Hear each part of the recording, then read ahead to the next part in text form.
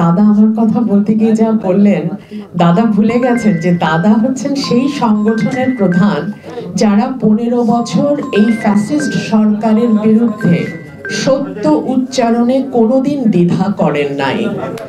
আমরা বাংলাদেশে দেখেছি যখনই আওয়ামী লীগ সরকার ক্ষমতায় এসছে তখনই তারা হিন্দু নিপীড়ন, বাংলাদেশের সংখ্যালঘিষ্ঠ যারা আছেন, সংখ্যায় যারা কম আছেন তাদের উপরে নিপীড়ন অব্যাহতভাবে করেছে।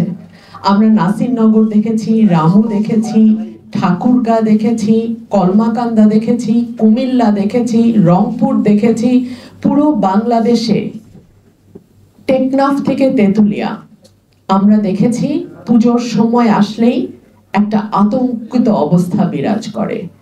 এবং তারা তো দাবি করে তারা অসাম্প্রদায়িক দল, তারা দাবি করে তারা বাংলাদেশের সকল ধর্মের মানুষের রক্ষাকর্তা, কিন্তু তাদের সময় যেইভাবে আমার সংখ্যালঘু ভাই বোনেরা নির্যাতনের শিকার হয়েছে, বাংলাদেশের ইতিহাসে এরকম ধারাবাহিক নির্যাতন আর কারো সময় কখনো হয়নি।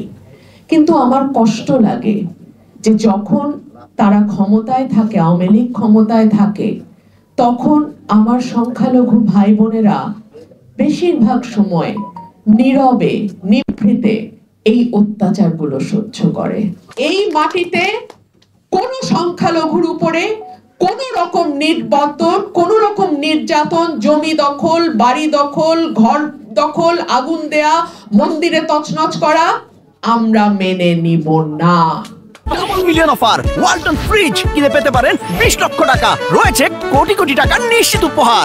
বাংলাদেশে গত 15 বছর কেউ নিরাপদ ছিল না, না হিন্দু, না মুসলিম, না খ্রিস্টান, না বৌদ্ধ, কেউ নিরাপদ ছিল না। হ্যাঁ, নিরাপদ ছিল যারা আওয়ামী লীগের রাজনীতির সঙ্গে যুক্ত, যারা আওয়ামী লীগের লুটপাটের সঙ্গে যুক্ত, আওয়ামী লীগের ভাগ বাটোয়ারার সঙ্গে যুক্ত, তারা নিরাপদ ছিল। এর বাইরে আমি যেমন অনিরাপদ ছিলাম, আমার দাদাও তেমন অনিরাপদ ছিল।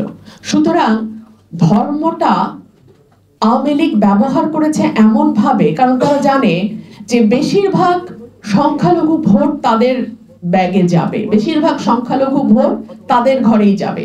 সুতরাং থাকলে ভোট, গেলে জমি, এই ছিল তাদের মূল মন্ত্র।